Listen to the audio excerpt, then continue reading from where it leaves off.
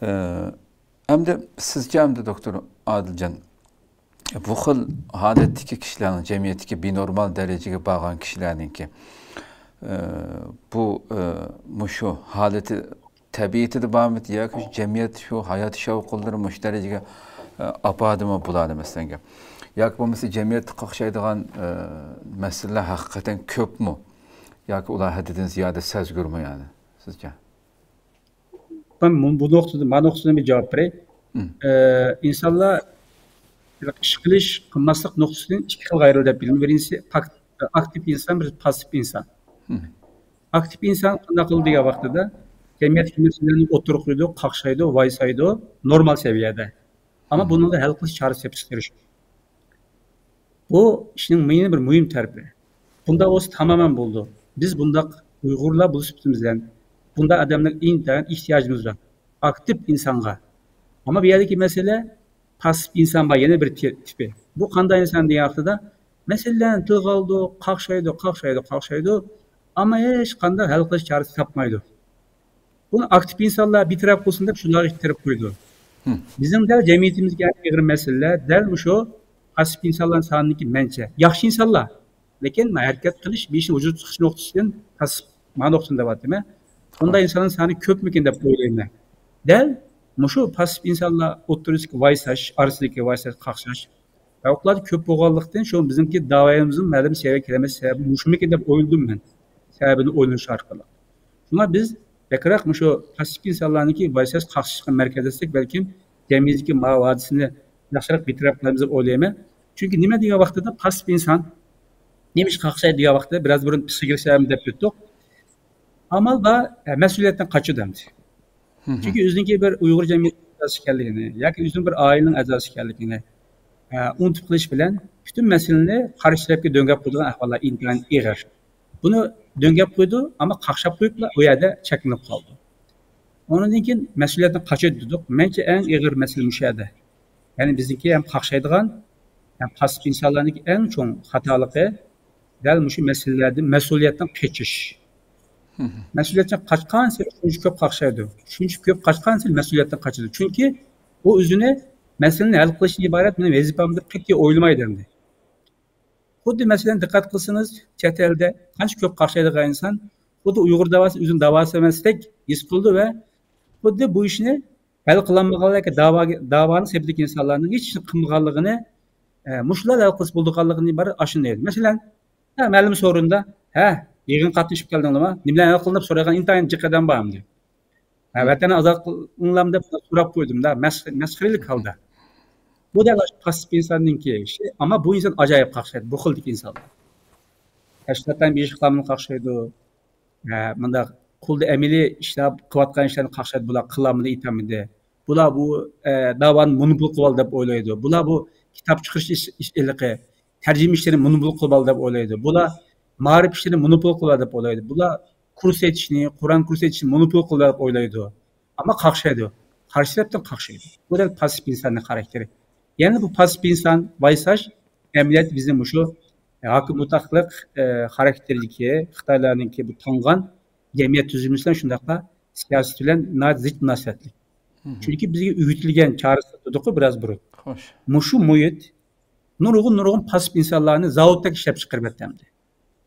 Bu del oylanmasak bo'lmaydigan mesele. Lekin Abdurrahim efendimning qo'shib qo'ygan bir mesele buluş mumkin. Şunu biz pasif inson bilan vaysaydigan, qaqshaydigan insonni zich munosabatlantirib turib meselega kirsak, yaxshi bo'ladi deb o'ylayman. Chunki dedik-ku, mas'uliyatdan qochish. Bu amaliyotda o'zingki Uyg'ur kimligining nati engning tuvalligini, ma'lumotning tuvalligini, Uyg'ur jamiyatiga nisbatan, Uyg'ur davosiga nisbatan, Uyg'ur madaniyatiga, tarixiga, o'tmishiga, kelgushiga nisbatan hech qanday mas'uliyat his qilmaydigan bir odamni pasif inson deymiz. Pasif insonning eng kuriladigan illat bo'lsa, dal vaysash va qaqshash. Shu buni diagnoz qilmoq intayin oson. Agar bir inson jamiyatimizda tashkilotning insonlarni qaqshab bütün mas'uliyat uni g'atib qo'ysa, ondan o'zi hech qanday mas'uliyat yo'qda gap qilsa, bu yerda ig'ir masala ekan dizak bo'ldi. Balkim Abdurrahim efendim qo'shib qo'ygan bir to'liqlanish bo'lishi mumkin deb o'yladim. Xo'sh, Abdurrahim Davlat efendim. Hazır halkı Adilcan diyen bir noktana aitim oyun. Yani kakşaşның onun tigir yatkan en mühim sebepten birisi aşı kakşıgıçılarının ameliyatda öz gədindeki mesuliyetinin keçişinin bir psikolojik ifadesi. Hazır halkı icabi psikolojiye, yani pozitive psychology dedi. İcabi psikolojiyenin asasçılarının bir Amerikalık bir psikolog var. Martin Seligman. Şunun bir gibi var. Kakşaş mesele kılışını ölemez. Ekşice mesuliyetini keçişinin ve onu başkalarına düğüp koyuşunun böyle. Şundakla hiç çıkmay turup başkalarına yistaşlığı ilişkinin böyle de şunda dedi. Bu gap nahayette yakşı hulasılıgen de böyleyim. Hazır Adilcan yenge okşaş. Bunda karışsak etrafta en kakşavatkallar ameliyette gündelik hayatıda vatan millet davası için hiç çıkmaydı adamlar. Hem bu onda olgandaki bular yüzüdeki aşı biyaramçılık ne? Aşı vatan millet davası için hareket kılıvatkan şahslar, teşkilatlar, katarlıklardaki kürengen yoki kürenmegen tutuvağılı bulunduğun varlık kemçiliklerini izlep kızıp çıkarıp şularni etigendin keşke sözleş arkalık özünün psikik cihetten bir aram tapkızı demler. O xuddalik ayında kızgarlıklar okşatsak evet kışıp ketken bir yerini kakşaş arkalık kaşlagandek. Böyle demdim ha. Çünkü özümü ma'lum derecede biz hiç kılanmay kaldık diye tuygu çok yok emas. Ama reallıkta hiç kınmaydı.